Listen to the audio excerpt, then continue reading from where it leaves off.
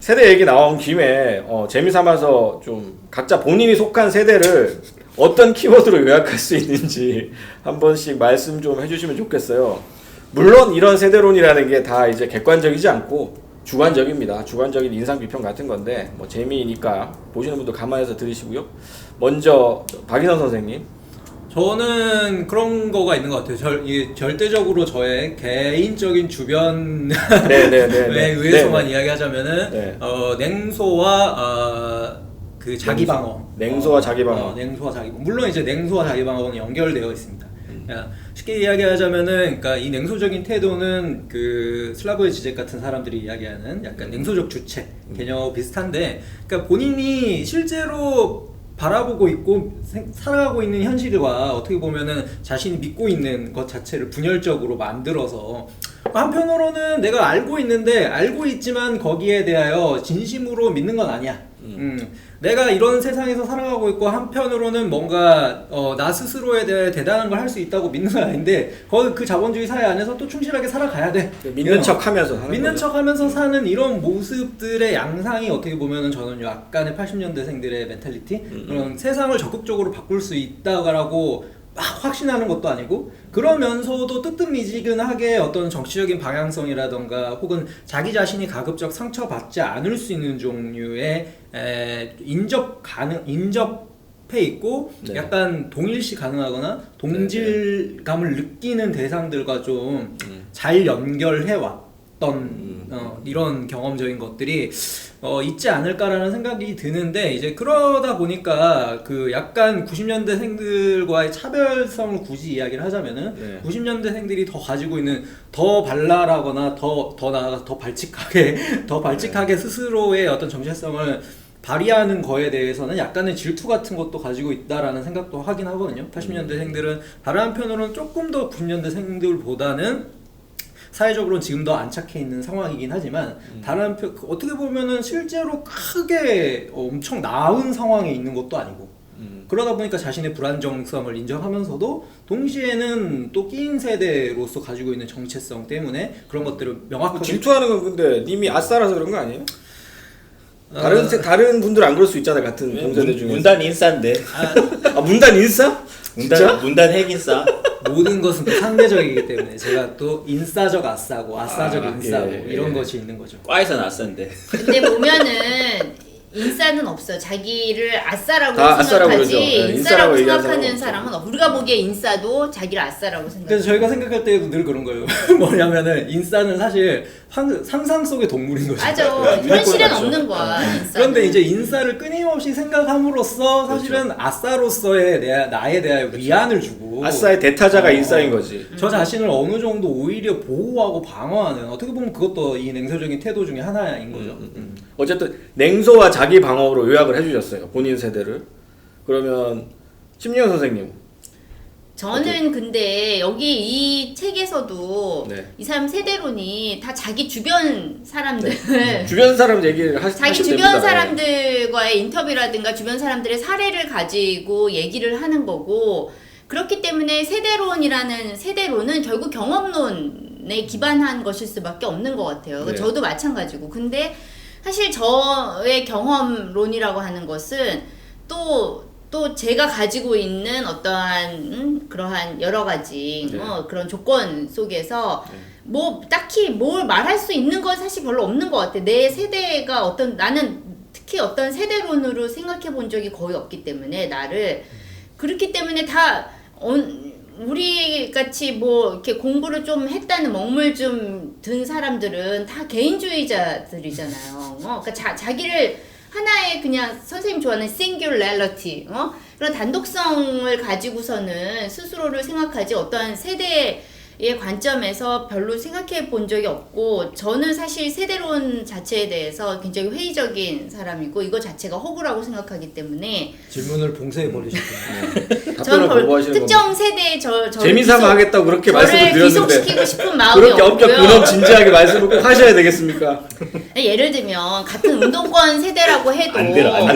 같은 운동권 세대라고 하더라도 어떤 계급이냐 계층이냐 부모가 누구냐에 따라서 되게 다른 노선을 걷거든요. 예를 들면 제가 예전에 그 어떤 분이 이제 미국에서 졸업할 때 찍은 그 다큐멘터리 졸업 작품을 봤는데 그게 이제 건대 사태인가 아무튼 그때 이제 구속됐던 그 건대 사태인지 그 이전인지 모르겠는데 아무튼 구속됐던 그 당시에 그 사람들이 그 이후에 어떻게 그 달라졌는지 그 거의 한 15년, 20년 뒤에 그들을 이제 인터뷰를 한 거예요. 찾아가서. 강경대 세대죠. 네. 네. 근데 그 강경대 세대 아니면 그 앞 세대인 것 같아요. 약간 그러면 다른 사건이었나? 근데 그 인터뷰를 했는데 어떤 사람들은 정말 가난하게 이제 좋은 대학을 나왔는데도 되게 가난하게 그렇게 사는 사람도 있고 그냥 무슨 조그만 중소기업 공장에 취직해가지고 그리고 어떤 사람은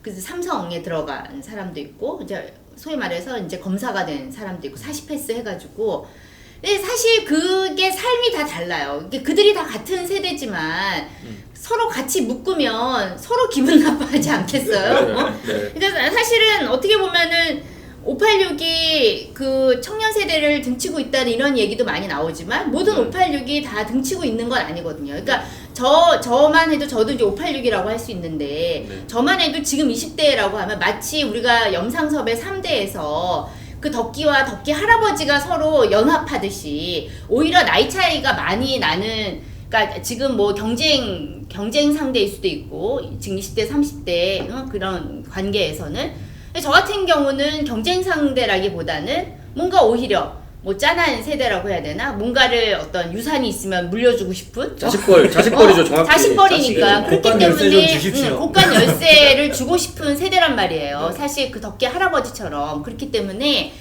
이게 사실은 다 다르다는 거죠. 어떻게 보면. 그리고 거기 지금 청와대 앞에서 맨날 밤새 막 통성기도 하고 나 맨날 거기 지나가는데 막 춤을 추시고 그 같은 60대 70대라고 하더라도 그런 분들도 있지만 또 그런 걸 또 싫어하시는 분들도 있단 말이에요. 그러니까는 세대론이라는 것이 제가 보기엔 그 안에 그거를 가로지르는 여러 가지 다른 변수들이 있는데 그런 걸로 다 묶는 게 무슨 의미가 있을까 저는 네. 잘 모르겠어요. 좀 요약하자면 심리학 선생님의 자기 세대 키워드 그거 같습니다. 90년대생이 오면 퍼주고 싶은 세대. 곡간 열쇠를 곡간 열쇠를 드리겠습니다. 주고 싶은 세대. 혹시 어디서 만나시면 네, 밥 사달라고 하십시오. 90년대생들은 심리학 선생님 만나면 밥 사달라고 하시면 다 사주실 겁니다. 아니, 전 사드리겠습니다. 90년대생의 부모가 정확히 이 세대이기 때문에 그렇죠. 부모 세대니까. 유산을 물려줄 수밖에 없는 세대예요. 네, 그렇죠. 정확히 이어지는 물려주겠습니다. 세대죠. 네, 네. 여러분에게. 네. 그러면 배상민 선생님. 배상민 선생님은 네. 저랑 같은 세대죠. 네, X세대. 정확히. X. 요즘은 응답하라 세대로 불리는. 네. 근데 저는 사실은 우리 세대를 생각해 보면 저는 문화 기득권인 것 같아요. 우리 세대는 정확히. 왜냐하면 물론 이전에도 아이돌 현상은 있었지만 이제 서태지를 중심으로 해가지고 아이돌 문화라는 거를 만들어내고 아이돌 시스템이라는 게 정착 대중문화는 파급력이 엄청 크거든요. 아직도 대중문화는 사실 70년대생이 장악하고 있어요. 그 3, 4의 수장들이 이수만 빼고 3, 4의 수장들이 거의 70년대생이고 그 다음에 아직도 뭐 작곡이나 이런 걸 하는 사람들은 90년대생들이 많아요.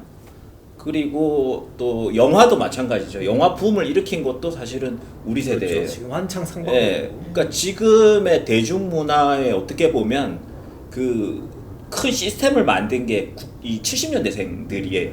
왜냐하면 80년대 미국물을 잔뜩 먹고 자란 세대가 90년대 이 어른이 되면서 그 미국식으로 대중문화를 포메이션 시켜버린 거죠. 그래서 제가 볼 때 이 70년대생들은 제가 볼 때는 문화적 기득권 세대인 것은 틀림없는 사실 같아요. 저는 솔직히 TV 틀어도 아직도 40대가 그렇죠. 거의 메인을 장악하고 있어요. 근데 다른 한편으로는 이건 좀 우울한 얘기 같아요. 왜냐하면 지금 70년대생 이외의 세대가 문화에 이제 전면으로 나와야 되거든요. 적어도 80년대생들은 문화의 전면으로 나와서 TV나 이런 데를 장악해야 되는데 그러니까 냉소에 빠지게 된다. 네, 그러니까 이게 그리고 심지어 지금 탑골 가요가 그렇죠. 저는 좋지만 그렇죠. X세대를 교양하는 거죠. 저는 좋지만 이게 이제 저번에 슈가맨 봤는데 양준일을 아는 세대가 40대와 10대로 나뉘는 거예요. 그렇죠.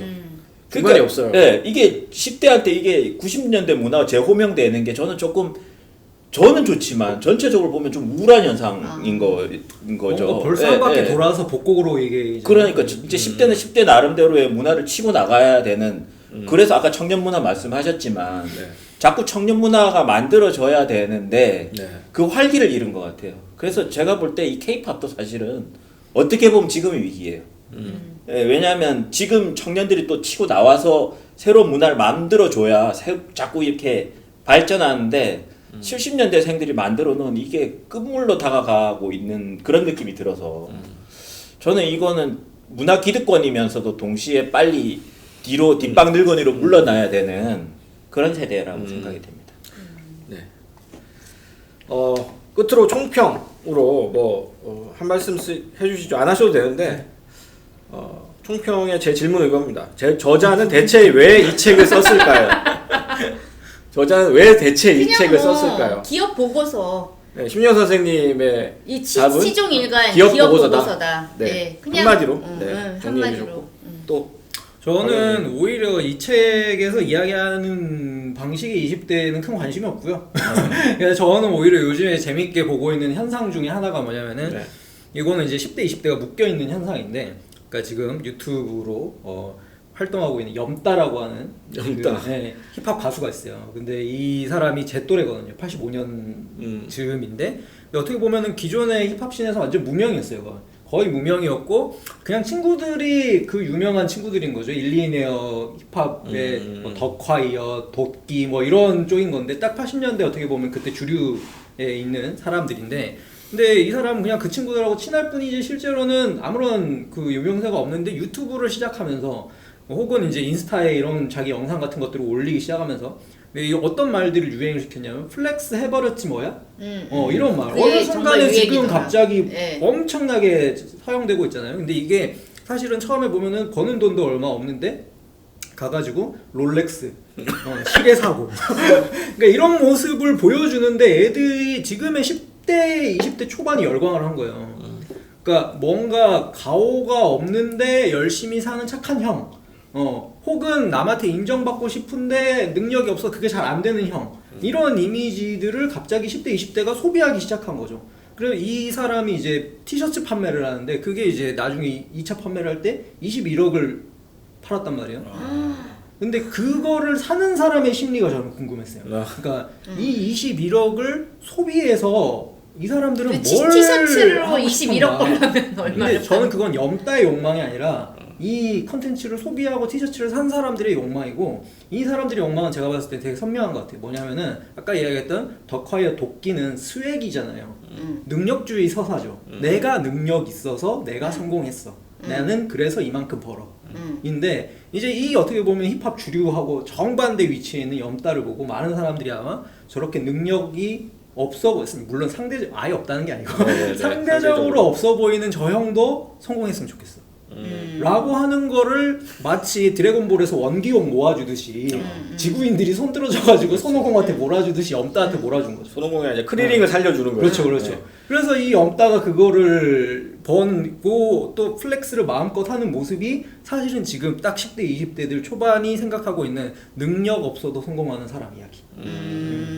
능력 없어도 나도 저렇게 되고 싶어. 근데 염따 형이라도 그렇게 됐으면 좋겠어.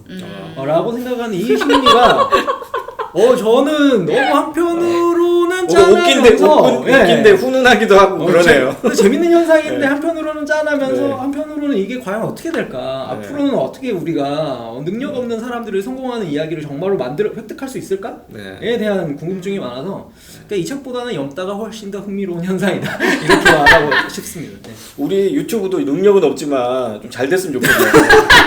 사람들이 갑자기 그 구독해주고 좋아요 눌러줘가지고 그렇지. 밑도 끝도 없이 불쌍해갖고 저 밑도 형들 끝도 없이. 불쌍하다 이러면서 열심히 하고 있습니다. 그거 염따식으로 하면 우리 구독자는 400명밖에 안 되지만 카메라는 1000만원짜리야 이런 거 아니겠어? 플렉스 해버렸다는 뭐 이런 거지. 플렉스 해버렸지 뭐야. 카메라도 플렉스하지 않았지. 그거는 비밀로 합시다. 배상민 선생님 뭐 해줄 말씀 없어요? 저는 사실 이 얘기도 아까 방금 박인상 선생님 얘기한 얘기도 사실 우리 세대도 그런 얘기를 들었어요. 전세 살면서 BMW 타는 세대. 그렇죠. 네, 월세 그래서 살면서. 하차감이 중요한 세대. 그래서 그때도 어른들은 난리가 났었어요. 저 정신 나간 것들 봤나. 오렌지족이 네. 그 X세대이잖아요. 그렇죠. 또. 정확히 네. X세대죠. 소비 지향적인 세대고. 그러니까 사실은 20대를 알려면 이 책에서 나온 모든 걸 괄호 치고 생각을 해야 될 것 같아요. 그래야만 20대가 나올 것 같아요. 이 책에서 잊으세요. 그러니까 이 책에 나온 모든 거는 지난 20년간 모든 20대들이 들어왔던 얘기이기 때문에 괄호 치고 생각할 필요가 있다는 것. 그래야 정확한 지금의 20대를 그렇죠. 알 수 있을 구별되는 것 지점이 나오겠죠. 있을 것 네. 같다는 생각이 들고 두 번째는 이건 제가 뭐 늘 종강할 때나 요때 하는 얘기인데 20대들은 사실 어떻게 보면 피해자가 아니에요. 각 세대는 다 20대는 다 힘들었죠. 뭐 86세대는 그때 돌 던지느라고 힘들고 최루탄 맞느라고 힘들었을 거고 그 다음에 뭐 우리 세대는 IMF 맞고 뭐 이거 뭐 저기 2008년에 또 밑도 끝도 없이 또 무슨 모기지 사태인가 그거 맞아가지고 또 왕창 잘리고 그러니까 각 세대마다 제가 볼 땐 힘든 점이 있어요. 근데 그거를 우리 세대만 피해자고 우리 세대만 마치 우리 부모 세대가 일자리 다 뺏어가서 우리는 일자리가 없는 세대 혹은 뭐 여자들이 갑자기 진출해가지고 우리는 일자리가 없는 세대 이런 식으로 자꾸 자기들을 피해자화 시키는 것이 어떻게 보면 스스로를 성장시키지를 못해요. 자꾸 소녀로만 남아있으려고 하는 거죠. 그러니까 이래서는 제가 볼 때 20대 문화도 안 생길 거고 그 다음에 20대들의 어떤 발언권도 안 생길 거라고 봐요. 소비자 운동은 소비자 운동일 뿐이죠. 정치인들이 하는 그거는 진보나 보수나 구별할 것도 없어요, 사실은. 다 자기들의 정치적 이익을 위해서 20대를 자꾸 피해자로 만들어 왔어요. 상대방 진영을 공격하기 위해서. 이명박 박근혜 때 뭐 진보 쪽은 안 그랬습니까? 20대 지금 실업 나간 거 봐라. 니네 정치 잘못해서 그랬다는 얘기했고. 노무현 김대중 때도 마찬가지죠. 지금도 똑같고. 니네가 정치 잘못해서 20대가 실업자다. 이런 얘기를 반복하고 있단 말이에요. 그러니까 이거는 어떻게 보면 정치인들이 서로 만들어 놓은 하나의 레토릭에 불과한 거기 때문에 20대들이 이 도구마에 빠져가지고 자기 스스로를 피해자화 시키지 않았으면 좋겠어요. 네, 알겠습니다. X세대의 조언 잘 들었고요. 이것도 또 하나의 꼰대질이 네, 될 것입니다. 그렇게 들릴 수도 있죠. 네. 뭐 어쨌든 저는 뭐 과감할 꼰대가 네, 되겠습니다. 이제 그걸 무릅쓰고 말씀을 하신 거니까. 네. 정신 차려. 뭐 이런? 아 이거 뭐 당신이나 정신 차리세요. 꼰대가 뭔지. 네, 이상으로 90년생이 온다 리뷰를 마치겠습니다. 저희는 다음 책으로 또 찾아뵙겠습니다. 감사합니다. 감사합니다. 아이고 수고하셨습니다.